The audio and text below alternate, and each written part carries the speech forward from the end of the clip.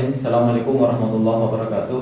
Kami dari kelompok 14 ingin mempresentasikan hasil tugas mid kami yang dimana saya atas nama Nurdin dengan NPM 2023 02 0002. Baik, saya atas nama Alwin dengan NPM 2021 020 Nah, selanjutnya yaitu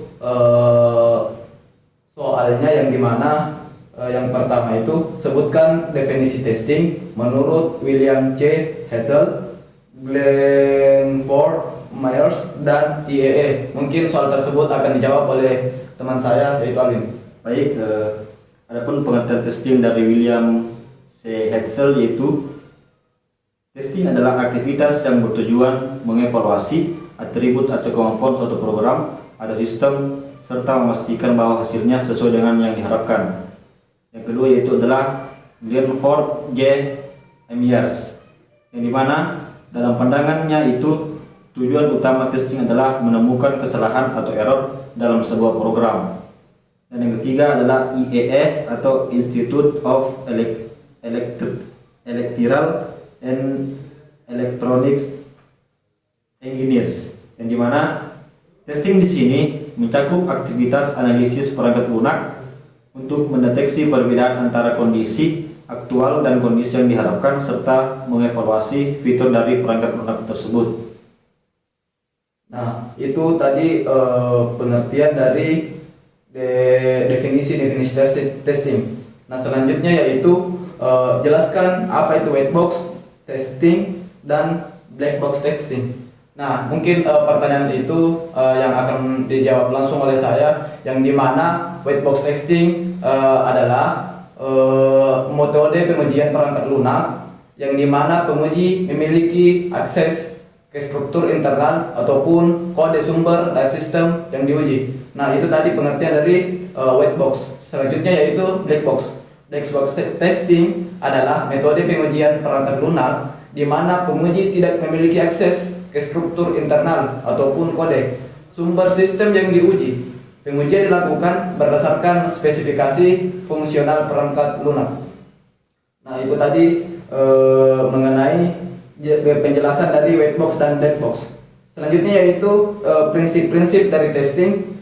Jelaskan prinsip-prinsip dari testing yang mungkin akan dijawab oleh saudara saya yaitu Alin.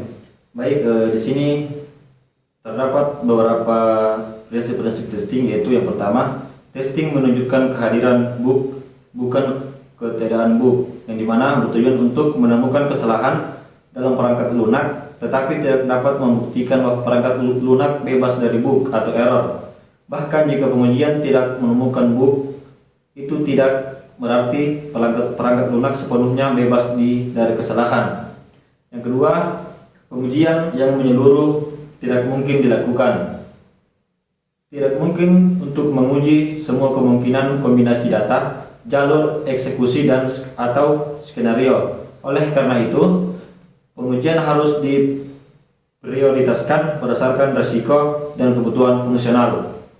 Yang ketiga yaitu pengujian dini menghemat waktu dan biaya.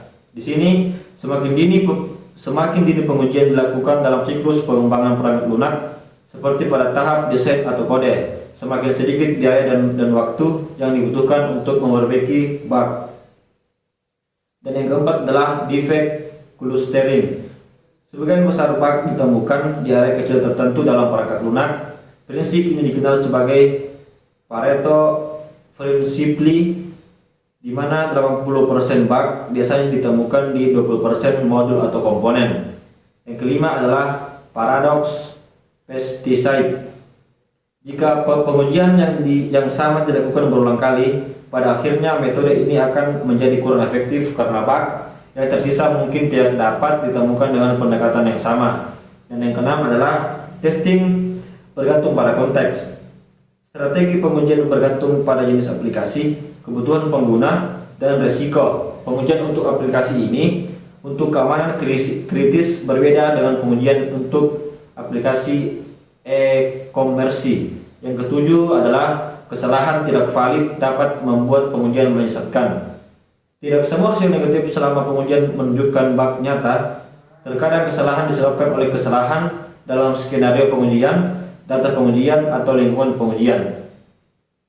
Nah, itulah tadi penjelasan mengenai prinsip-prinsip texting.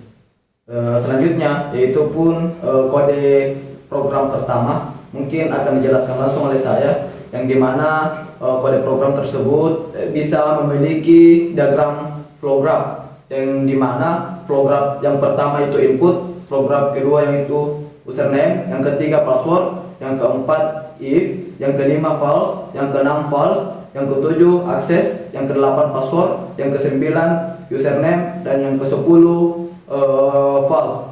Nah, di sini adapun independen yang didapatkan. Yang pertama itu 41, 1, 2, 3, 4 dan 7. Yang kedua yaitu 1, 2, 3, 4, 5 dan 8. Yang ketiga itu 1, 2, 3, 4, 5, 6 dan ke-9. Yang keempat itu 1, 2, 3, 4, 5, 6 dan 10.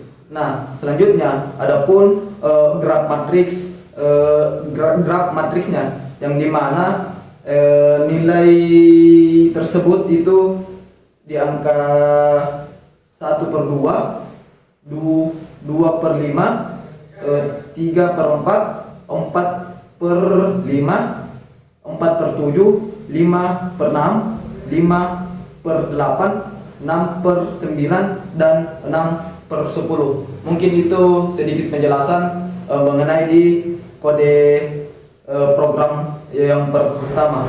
Namun untuk selanjutnya kode program yang kedua, yang dimana memiliki diagram flow graph, yaitu 1 awal, yang kedua masukan, yang ketiga pengisian formulir, yang keempat pembacaan nilai, yang kelima permintaan, yang keenam numerik, yang ketujuh itu mengenai ganjil ataupun genap, yang kedelapan penginputan ganjil, yang kesembilan penginputan genap, yang kesepuluh outputnya, dan yang ke-11 end. Nah, selanjutnya independen pet yang saya dapatkan di situ ada beberapa pet.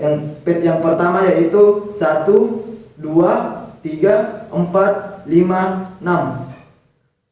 Terus selanjutnya pet yang kedua yaitu 1, 2, 3, 4, 5, 6, 7, 10 dan 11. Yang ketiga yaitu 1, 2, 3, 4, 5, 7, 9, 10 dan 11. Mungkin itu sedikit penjelasan dari kode program yang kedua. Baik, itulah tadi hasil meet kami. Mungkin mohon maaf bila ada kekurangan kata. Sekian dari kami. Wallahu muwaffiq ila aqwamit thoriq. Assalamualaikum warahmatullahi wabarakatuh.